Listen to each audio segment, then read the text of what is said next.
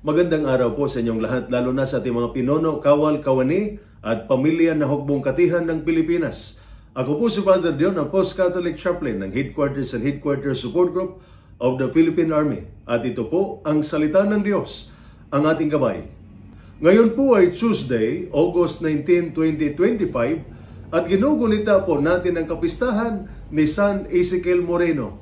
Sa ating unang pagbasa mula sa Aklat ng Mga Hukom, Chapter 6, verses 11 to 24, nakilala natin si Gideon, takot, nagdududa, at nagtatago mula sa kanyang mga kaaway. Nakita niya ang kanyang sarili bilang mahina at walang kakayahan. Ngunit sinabi ng anghel ng Panginoon sa kanya, "Ang Panginoon ay kasama mo, ikaw na makapangyarihang mandirigma."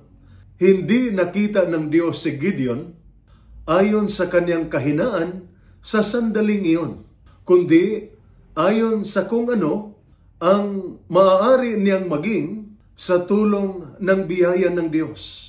Ganyan din ang tingin ng Diyos sa atin. Hindi ayon sa ating kahinaan, kundi ayon sa posibilidad kapag tayo ay nagtitiwala sa Kanya. Sa ating Ebanghelyo, mula sa Ebanghelyo ni San Mateo, chapter 19, verses 23 to 30, pinaalala ni Jesus na ang pagsunod sa Kanya ay hindi tungkol sa yaman, kapangyarihan o kaginhawaan. Ito ay tungkol sa pagtitiwala at pagsasakripisyo. Sinabi niya na mahirap para sa mayaman na pumasok sa kaharian ng langit. Hindi dahil masama ang kayamanan, kundi dahil madali itong maging bitag na magpapalimot sa Diyos. Ngunit may pag-asa. Sa tao, ito'y imposibleng mangyari. Ngunit sa Diyos, walang imposible. Ngayon ay ginugunita natin ang kapistahan ni San Ezekiel Moreno, isang obispo at misyonero na isinasabuhay ang katotohanan ito.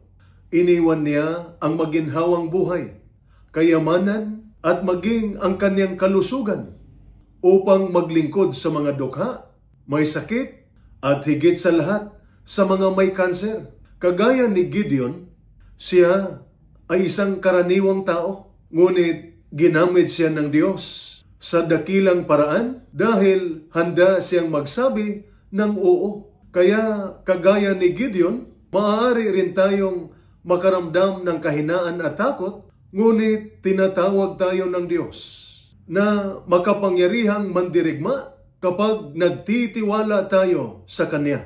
Ang sundalo ay hindi lamang lumalaban sa kanyang sariling lakas, kundi dahil kasama niya ang kanyang commander. Ganun din tayo, kasama natin ang Diyos sa laban ng buhay. Kagaya ng binatang mayaman sa Ebanghelyo, baka mahigpit ang kapit natin sa mga bagay ng mundo, kayamanan, kapangyarihan, reputasyon o kaginhawaan. Ngunit inaanyayahan tayo ni Jesus na bitawan ang mga humahadlang sa atin upang lubos tayong makasunod sa Kanya. Kagaya ni San Ezekiel Moreno, tinatawag tayong maglingkod at magmahal kahit may kapalit na pagod, hirap o sakripisyo, sapagkat sa kamay ng Diyos, ang ating maliit na handog ay nagiging malaking pagpapala para sa iba. Hindi tinatawag ng Diyos ang pinakamalakas o pinakamayaman. Tinatawag niya ang handang sumunod. Tinitingnan niya tayo bilang mga sundalo ng ating bansa at ng ating pananampalataya. At sinasabi, kasama mo ako. At kung ang Diyos ang kasama natin, wala tayong laban na hindi malalampasan. Wala tayong misyon na imposibleng magtagumpay.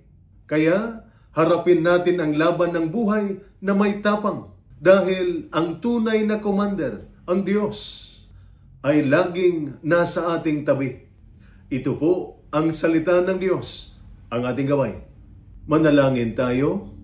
Ama naming mapagmahal, sa tulong at panalangin ni San Ezekiel Moreno, patron ng mga may kanser, itinataas namin sa iyo ang lahat ng may karamdaman.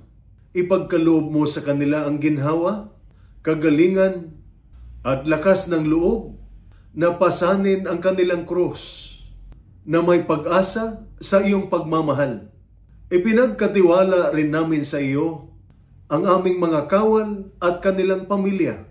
Ingatan mo sila sa oras ng panganib, panatilihin silang tapat sa kanilang tungkulin, at pagpalain ang kanilang mahal sa buhay ng kapayapaan, tapang at pagtitiyaga. Naway kaming lahat sa inspirasyon at halimbawa ni San Ezekiel Moreno ay matutong maglingkod ng may kababaang loob, magtiis ng may pananampalataya at mamuhay ng may tiwala sa iyong pangako ng buhay na walang hanggan. Amen. At sumainyo at sa inyong pamilya ang pagpapala ng makapangyarihang Diyos, Ama, Anak at Espiritu Santo. Amen.